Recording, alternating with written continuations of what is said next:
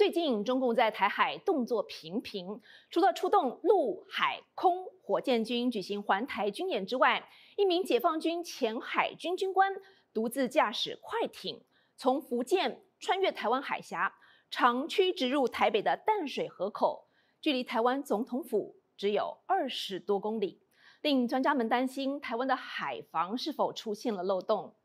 前美国国防部副助理部长甚至还警告，解放军有可能在无预警的情况之下对台湾发动突袭。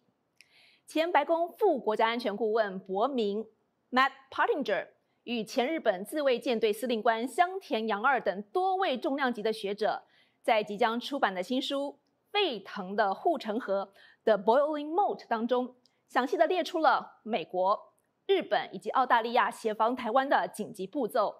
目标是将台湾海峡打造成一条固若金汤的护城河，增加北京攻台付出的代价。习近平是否真的准备要武力犯台？美国和印太地区的盟友要如何破解中共的攻台计划呢？请看本期纵深视角与前美国副国家安全顾问博明的专访。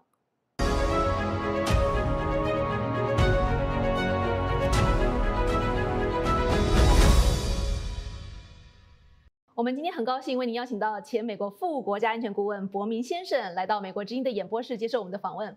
博明先生，非常欢迎您。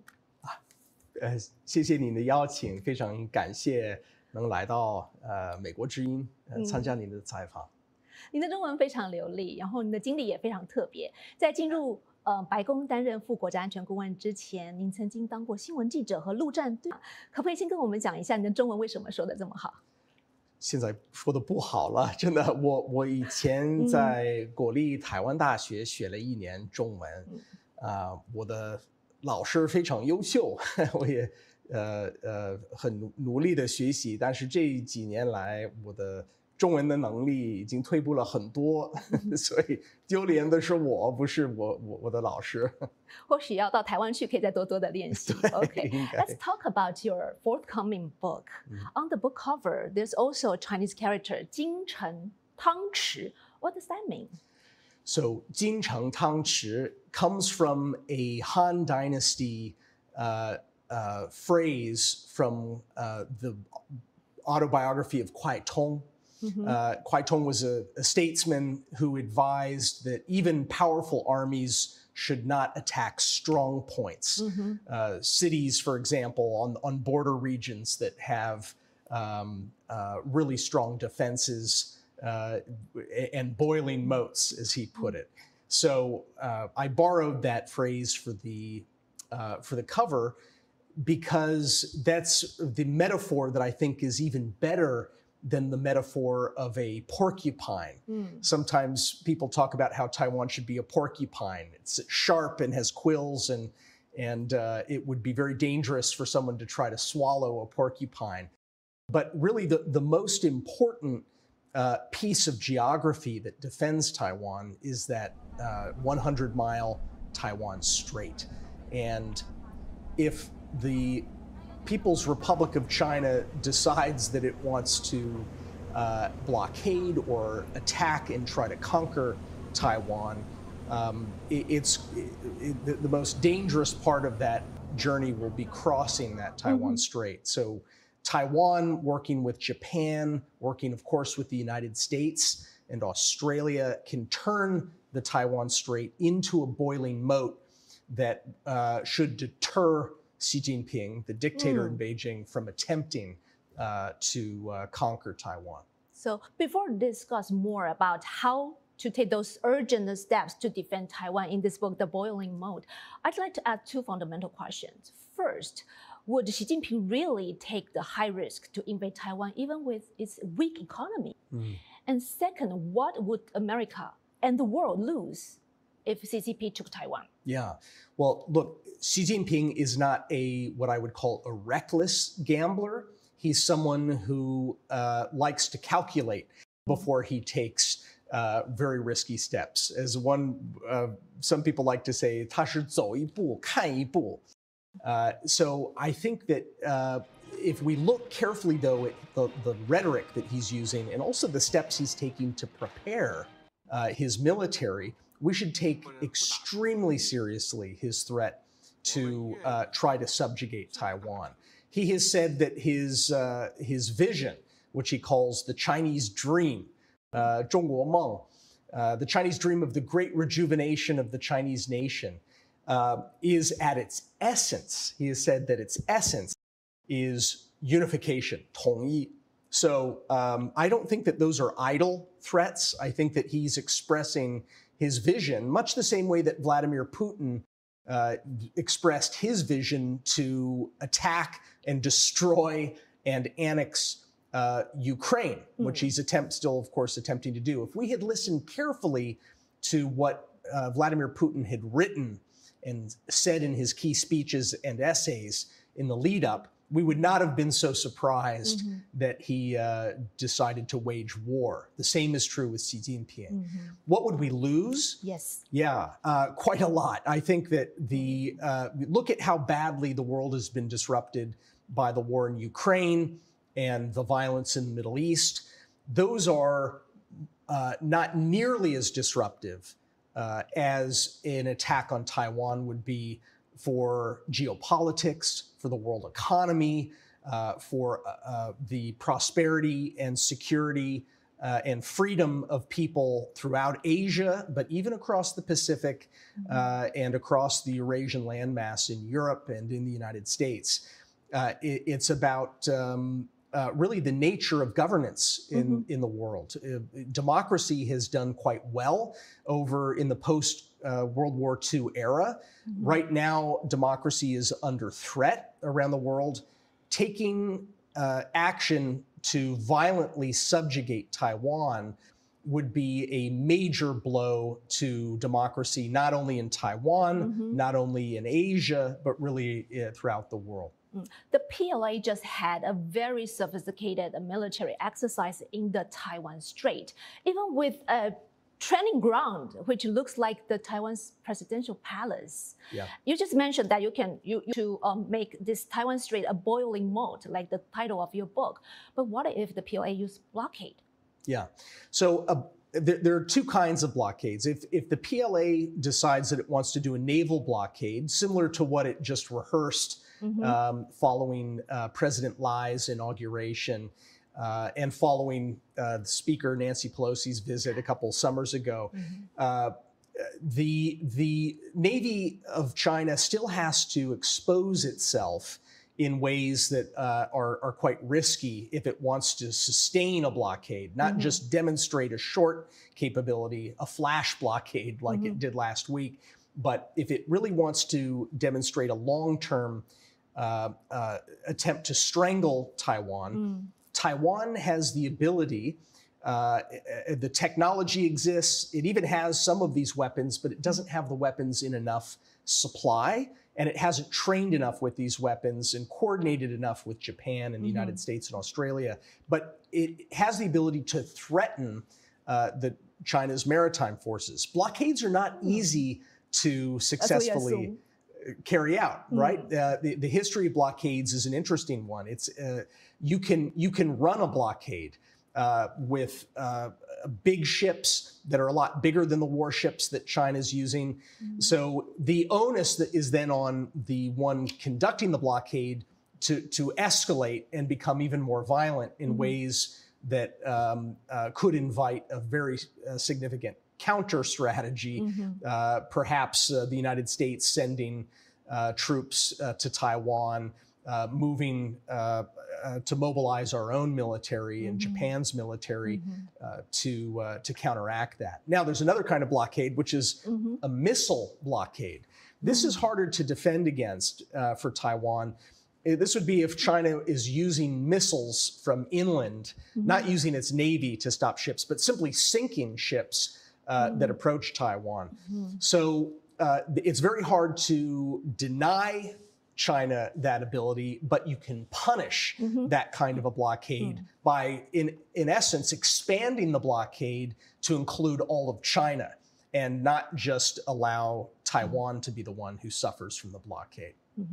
Matt, you visited Taiwan last summer with a delegation from Israel. Yes. We know that Taiwan Strait is very different, geographically from Middle East or Ukraine. Any lessons Taiwan can learn from those war zones to defend itself? Yeah. Well, I think there's several lessons. One is that Taiwan's geography is a huge blessing.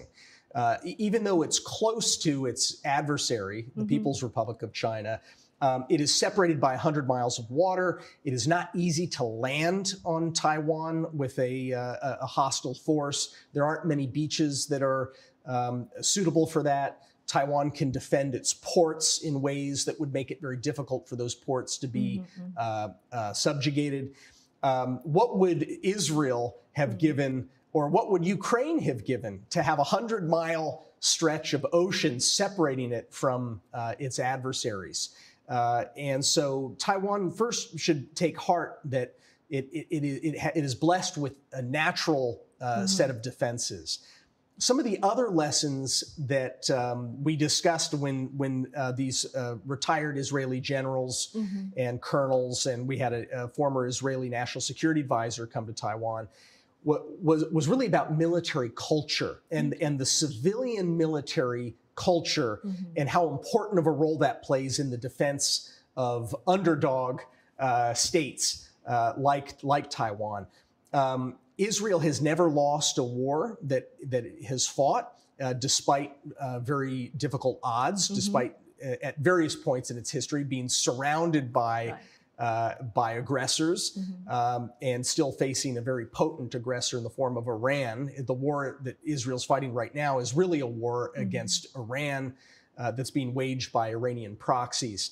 So whereas Taiwan had a lot of interest in these conversations with the Israelis about technology, things like Iron Dome and David Sling and these very impressive systems that Israel employs. The Israelis wanted to talk to Taiwan about reserve training and the reserve force. They wanted to talk about personnel because personnel is the building block for an effective defense.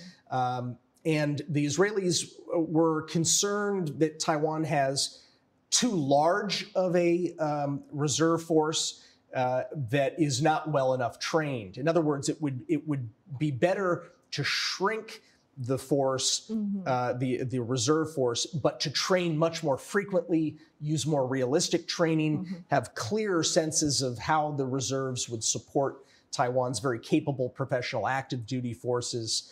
And so a lot of the focus was on that. We have a chapter in the book that one of the Israelis who came to Taiwan contributed to that chapter, writing about the need for a change in Taiwan's military culture.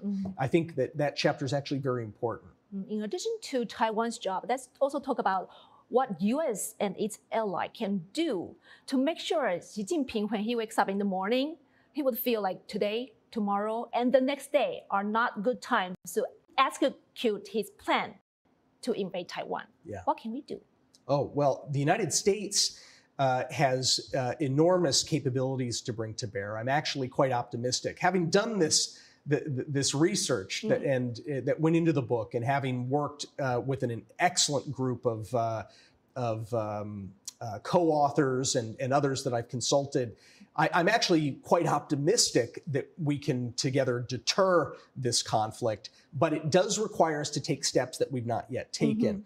These steps include procuring proper munitions that both Taiwan needs to procure, but the United States needs to revamp its defense industrial base to make much more armaments, particularly missiles, and to make them faster, torpedoes and missiles and anti-ship missiles of various types.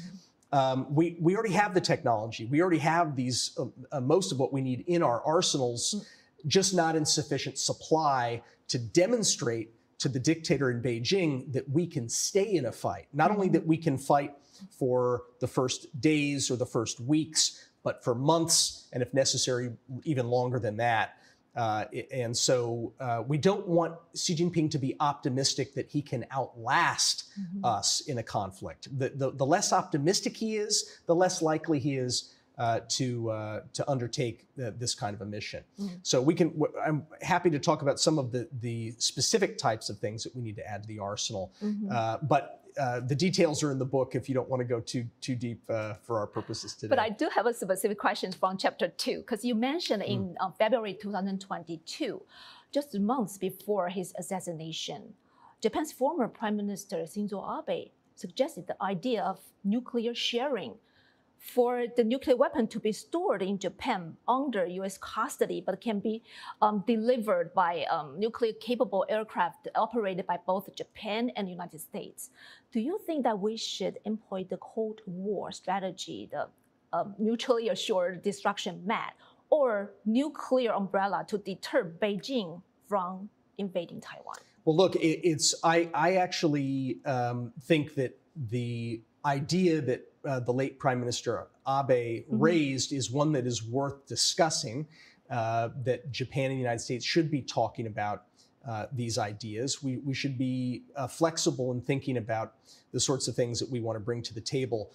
One of the lessons that Beijing may have drawn from the war in Ukraine is that the U.S. could be mistaken for being intimidated by nuclear brinksmanship.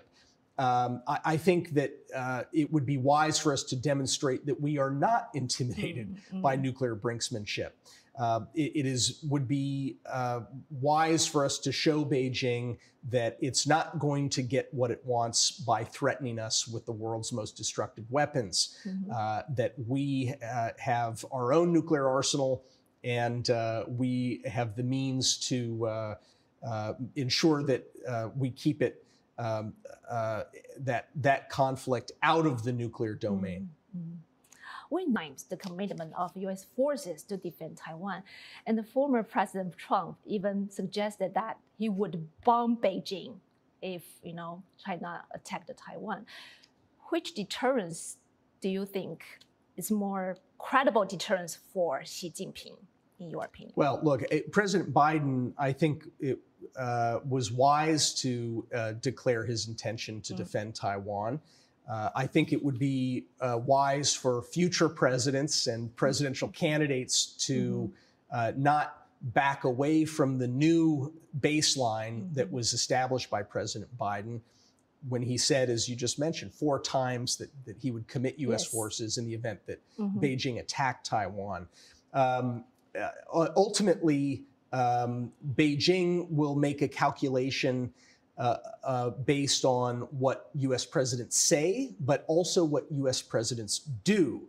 And that's why it's so important for President Biden and for his successor, whoever that may be, whether it's President Trump at the end of this year winning an election or it's a future president, we have to show that we have the capability to back up the expressions of resolve that we've heard 4 times from President Biden, and that I think we've heard from President Trump as well. I spoke to President Trump many times when we were in office about Taiwan. I think he understands the gravity of that situation and what a disaster it would be for U.S. interests and our prosperity and our safety if China were to attack Taiwan. So I have a degree of confidence that irrespective of who wins in November, Beijing probably should not, should be very careful and think thrice, as the Chinese saying goes, before testing the resolve of an American president. Since we're talking about the election, I just have a question, like, will this upcoming U.S. presidential election be taken into account when Xi Jinping makes his calculation? Because you just say that he's 走一步算一步, he's calculating the time or his plan to invade Taiwan. Will it be taken into account, the election? Yeah, I think that he will certainly take into account the election. The main thing that he's going to be looking for are signs of disunity in the United States. And we're at a polarized moment. We've been here before. At various points in our history. We were here in the 1970s, we were here in the 1930s, and at various points in the 19th century. American history is cyclical, and what encourages aggression is a sense of grave disunity in the home of your adversary. And Beijing clearly regards the United States as its primary adversary. The Communist Party has regarded us as an adversary for more than 30 years, even as we've gone way out of our way to help make China stronger through exchanges and trade and investment. Nonetheless, Beijing has chose to choose the United States as an adversary. And I think that it's very important that we maintain unity, that whoever loses the election has to accept that loss, and we need to move on and ensure that we have continuity and demonstrate that our politics should go back to the old saying of Senator Vandenberg, which is that politics should end at the water's edge in America. We can have our internal disputes, but when it comes to the important role that the United States plays in the world as a leader with strong alliances, we should not let our internal politics spill over in ways that distract us and our allies and that encourage our enemies. Okay. U.S. Defense Secretary Lloyd Austin met with his Chinese counterpart at the Shangri-La dialogue. And Austin said the war with China is not imminent nor unavoidable, while his counterpart Dong Jun warned that anyone seeking to separate Taiwan from China will face the self-destruction. The word he used is 自取灭亡,粉身碎骨. What do you make of this dialogue? Well, I think it's good that the U.S. Secretary of Defense is meeting with someone in the Chinese system. The Chinese Minister of Defense is not strictly speaking equal to the U.S. Secretary of Defense. The Chinese minister is a much more junior person in that system because it's not a republic in the classical sense. It is a Communist Party dictatorship, and so it would be better if Secretary Austin were meeting with the vice chairs of the Communist Party Central Military Commission. They are closer to Xi Jinping than the Minister of Defense is. Nonetheless, I support this channel. I think it's a channel of dialogue worth having. The very bellicose remarks made by the Chinese minister were taken with a sense of alarm by people throughout the region. It's regrettable that he's saber rattling the way that he is, but I also have some sympathy for him because he's in one of the most dangerous jobs in the world, just judging from what's happened to his predecessor and to other ministers in China who tend to disappear with increasing regularity. Other generals tend to disappear in the Chinese system with increasing regularity. So we're seeing something that reminds me of Joseph Stalin's reign, where people just disappear into thin air and there's no comment about where they came. So I'm sure that he was probably in a very difficult position having to sound strident because he's probably more concerned with what's happening in Beijing than he is with what's happening in the United States. You just remind me of your earlier interview with the Financial Times. Yeah, just like you said, you compare Xi Jinping to Stalin, in terms of the military purges. And you also predicted that Xi Jinping would, like Stalin, pass away while in office. Can you share with us more of your thoughts on this? Well, look, Mao Zedong was heavily influenced by the ideology and the governing style of Joseph Stalin. Xi Jinping has been very heavily influenced by Mao Zedong's governing style and ideology.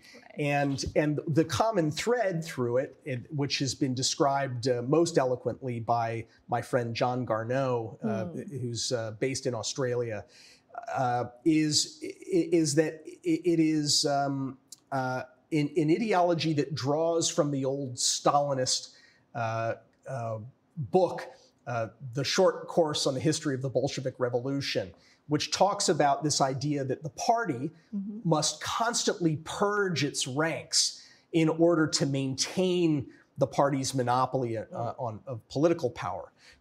And as you know, if we look at Xi Jinping's governance for the last dozen years or so that he's been in power, that's very much the playbook that he's chosen to use. He came in and immediately launched a purge. Many of my Chinese friends predicted that or forecast that it would be a 6-month to a 12-month power consolidation exercise. Here we are 12 years later. The purges continue. And this is really a Stalinist kind of approach. And of course, Xi is applying that to the military, not for the first time. He is destroying the ranks of his general officer corps. It's not entirely clear why. I suspect that a major part of it is that he doesn't feel that he has the precise team in place that he needs to wage war against Taiwan and the United States and Japan, which would be, I'm quite confident, involved in that war, and other powers. So I take it both as a symptom of a defective system, but also an alarming indicator that Xi Jinping is in fact preparing for war. Both things are true at once. You mentioned Mao Zedong. I remember Mao Zedong said, 天下大乱,形势大好. The situation is excellent with the chaos under heaven. Yeah. And Xi Jinping also believes he's facing an opportunity of the century. 百年未有之大变局. What is your assessment of his axis of chaos with so many proxy wars in multiple theaters right now? Well, it's very clear that Xi Jinping, when he came into power 12 years ago, he wanted to see things develop in a way that created some degree of chaos external to China in order to create the opportunity to expand Chinese influence, Chinese Communist Party influence overseas. And that's actually how things have played out. If you read his internal textbooks, the scholar in Washington, D.C., Ian Easton, found a whole series of Xi Jinping thought textbooks that are taught to Chinese generals at the National Defense University. They talk about a situation that they view as favorable, which includes the United States growing weaker in their view, Europe becoming chaotic, and Russia becoming aggressive. And so that is, in fact, the scenario that Xi Jinping has encouraged with his no limits pact with Vladimir Putin, with his overwhelming support for the war in Europe. Our Secretary of State, Tony Blinken, said in Beijing just several weeks ago that China is the overwhelming #1 supplier of the war machine in Russia, and that Russia would not probably have been able to sustain its war in Ukraine if not for Xi Jinping's support. So this is, in effect, a Chinese Communist Party proxy war, with Russia as its puppet, its marionette proxy, fighting a war against Europe and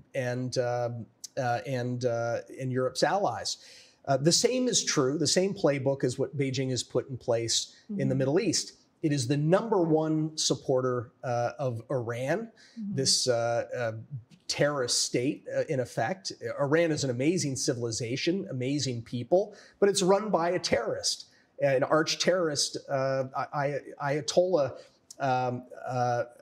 and their various terrorist proxies. So Beijing is the #1 economic supporter of the Ayatollah. It is the #1 propaganda supporter in the world of the Ayatollah, and it's the #1 diplomatic supporter of the Ayatollah. And now increasingly, even of its terrorist proxies. Beijing is now hosting terrorist groups to come to Beijing. So it's very clear what Beijing's doing. I think we should have no illusions about that. Okay. Raj Doshi, the former senior deputy director for China in National Security Council, he believes that China and U.S. are, CCP and Xi Jinping are interested in the constructive engagement and peaceful coexistence with the United States. But you believe that America's competition with China must be won, not managed. what are the differences between his views and yours? Sure. Are we having a China policy debate? Yeah, here? there's a debate going on right now. It was kicked off in part by an article that Congressman Mike Gallagher and I authored in Foreign Affairs Magazine recently, and it's provoked a fair bit of debate. Rush Doshi is a friend. He's I think a terrific scholar and former official.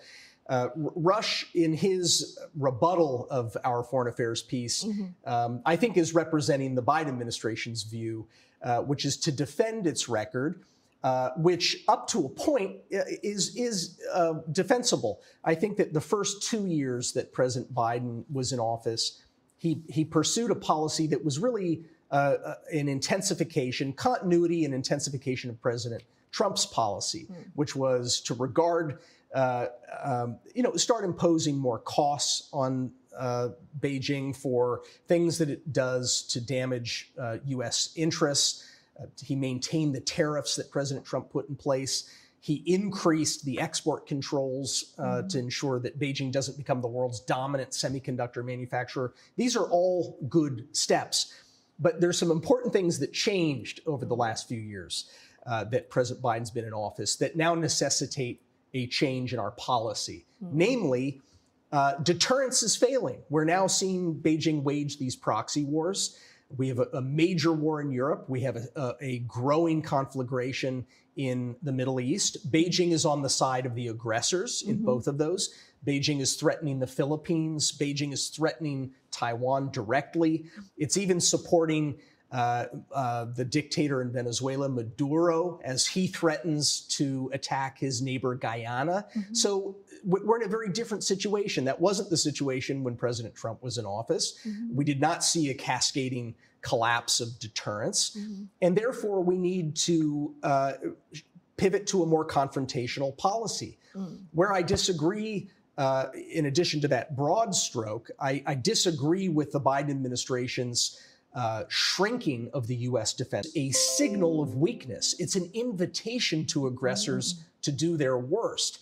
And so I think this is one of Mike Gallagher and I have a significant difference with the Biden administration on that front. But then there's also the view that that we see in Biden administration officials or former officials in their rhetoric that suggests that if we don't work really hard to try to cooperate with Beijing, we might have some kind of an escalatory spiral. In other words, the idea that if we're not accommodating to some degree, Beijing will grow more aggressive. But history tells us that exactly the opposite is true. If we look at the history of the Cold War with the Soviet Union, it was during times when the U.S. was tougher that the relationship with the Soviet Union became more manageable. So, and conversely, in the 1970s, when the U.S. pursued a so-called détente, a set of détente policies over the course of a few administrations in the 70s, the Soviet Union became more aggressive. So when it said, okay, the Americans want to cooperate with us in these areas, we'll use those talks to induce complacency in the United States while we grow our military and actually conduct more aggressive proxy wars and direct wars abroad. So what happened over the course of our détente policy? Russia undertook wars in Africa. It began backing European communist movements. It showed up right in the U.S.'s backyard in Latin America and in the Caribbean again. And then it finally just invaded Afghanistan. And so the fruits of détente were more aggression, not less. And so I think we should learn from that. I would argue that the Biden administration's policy since early 2023 has slouched into some kind of a neo-détente. Rush Doshi disagrees with me. He's entitled to his view. I respect him. But I think that's where we're at. Well, we're trying to be a student of history and the détente. I think another argument of Rush Doshi, also very important to address, please allow me to quote him here. He said, American objectives do not require China's political transformation, and there is no guarantee that the end of a communist rule will produce a more restrained China. The end of communist Russia, after all, eventually gave way to Putin's Russia. What's your view on China's regime change? Are you betting on China's collapse, just like Rashid Doshi said? Well, first let's look at. I'll come to that idea in just a moment. But to suggest that we should not have waged or tried to win the Cold War because 30 years later some dictator would emerge in the form of Vladimir Putin is call it a penny wise, pound foolish policy, right? I mean, we're much better off. The United States and the world have been much better off for decades since the collapse of the Soviet Union. No question about it. Now we're dealing with a revanchist dictator who grew up under the Soviet system as a KGB officer. What we're getting is an aftershock, a bit of a peptic ulcer that has remained from the Cold War. But we should not say that we shouldn't have actually waged a winning strategy in the Cold War just because Vladimir Putin's going to be around for a few more years. We're much better off in our current situation than we were in the 1970s, let's say. Now, the strategy that Mike Gallagher and I put forward does not require it doesn't promote an American inducement of regime change. If China is going to undergo regime change, that's going to be something decided by the Chinese people. We don't think we should be fearful of that. We actually think that if the Chinese people decide to go that direction, we should give them support. But we don't see that process underway. We don't call for outright subversion or regime change in our article. What we do is call for a more hard-nosed policy that imposes more substantial costs on Beijing for its aggression that did not exist when I was in office, when I first worked for President Trump in refashioning U.S. strategy. The situation is very different today when you have the near threat of a war in Taiwan, the threat against the Philippines, and proxy wars against us in the Middle East and in Europe. Therefore, what we should be doing is imposing much steeper costs and looking back and taking some inspiration from the thinking of George Kennan at the beginning of the Cold War in the late 1940s. He didn't call for a regime change strategy. What he said, however, he made an observation, which turned out to be prescient.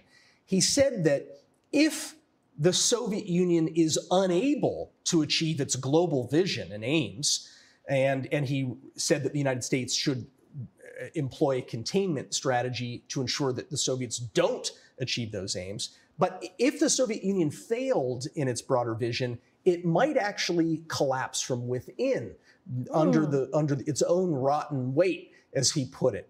And so what Mike Gallagher and I were writing was really a revisiting of Kennan's original thought. I don't know why people are troubled by that as much as some have been on the left in particular, and some others on the right as well. It is really about ensuring that Beijing does not achieve its global vision, because that vision is intensely hostile to democracy worldwide. I think we should also spend some time talk about Chinese democracy in the future, because in May 4th, 2020, you delivered a speech in Chinese in the White House. Yes. I remember so clearly that you said the notion that Chinese people cannot have democracy is nonsense. 一派胡言。中国传统思想中对领导的品德要求，张彭春和胡适都知道，中国人不适合民主。不过是一派胡言。一派胡言。一派胡言。It is. I'll go farther than that. I would say that it's a racist notion that Chinese people cannot have democracy. And it's a racist notion encouraged by the Chinese Communist Party. They want to say that Chinese people are just different. They can't experience democracy. They're not capable of governing themselves. They need to have an emperor. This is ridiculous. And we've seen people all over the world build successful democracies. We've seen Taiwan, which is a unique society, but one that also shares a strong Chinese heritage, right? And a lot of common cultural heritage. Build one of the most successful democracies in history.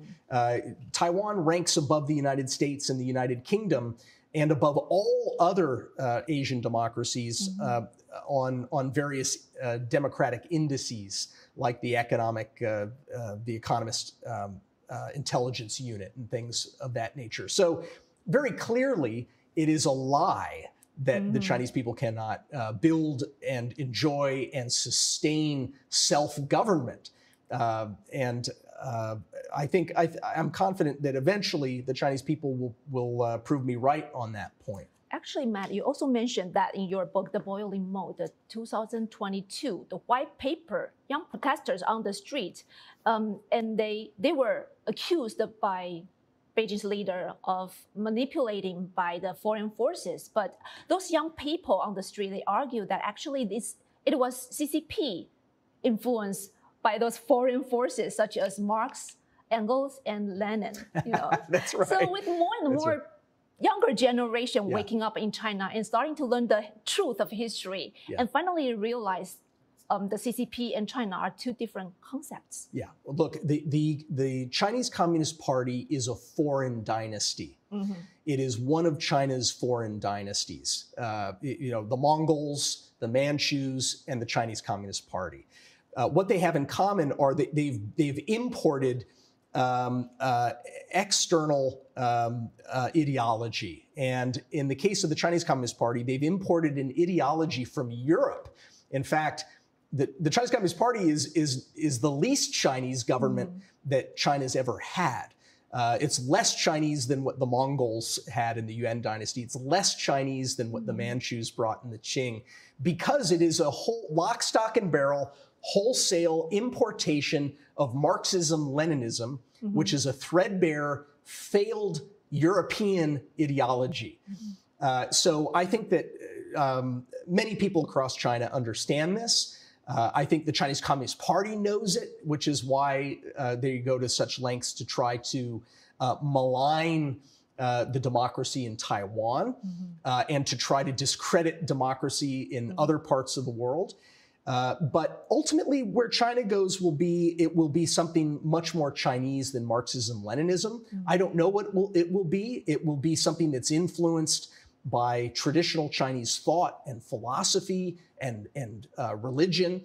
I've been reading Confucius recently, the Analects. I think that if you look at the ideas that Confucius was promoting, I mean, these very powerful ideas, the idea of ceremony and rites, li, humaneness, ren, the idea of reciprocity, shu, the idea of education, self-improvement, 学, and the idea that people must play the roles properly that they are assigned in life, or there's in their stations, a father to his son and a son's role to his father, an official's role to society and the society's role to the official. None of these things are incompatible with self-government and democracy that I can find. I'm sure that there'll be some Confucian scholars who disagree with that, but I'm partway through the Analects right now. So far, I'm not seeing anything that's incompatible. In fact, what I'm seeing are Chinese characteristics that could make democracy especially successful in a Chinese society. You know, these ideas, you know, Confucianism still is alive and well in South Korea in certain degrees. Confucianism had a big impact on Japan and its history. South Korea is a vibrant democracy that has borrowed and adopted and transformed Confucian ideals. So is Japan, Taiwan to some extent. So what's the problem here? I think that if we mine Chinese culture and ancient wisdom, you start to find the building blocks for something that is more liberal and something that is more democratic and something that is more humane than a totalitarian dictatorship like we're seeing today in Beijing. Finally, Matt, very quickly, tell us what's America's best strategy to win this, not only for the United States, for Taiwan, but also for Chinese people and the free world? Well, first, the Chinese people are our best allies in this competition that we're in with China. And I think it's important for Taiwan to remember that as well, and to do even more to reach out to people across the Taiwan Strait, to ensure that Taiwan's story is being told as best as possible, even given the Great Firewall and all of Beijing's efforts to try to silence voices from Taiwan. Taiwan should make the extra effort, just as the United States should make the extra effort in both in every language to try to tell our stories well to the Chinese people. That's got to be part of the strategy. 好的，非常感谢博明先生今天接受美国之音的专访，非常非常感谢您，谢谢您，反动您非常感谢，谢谢。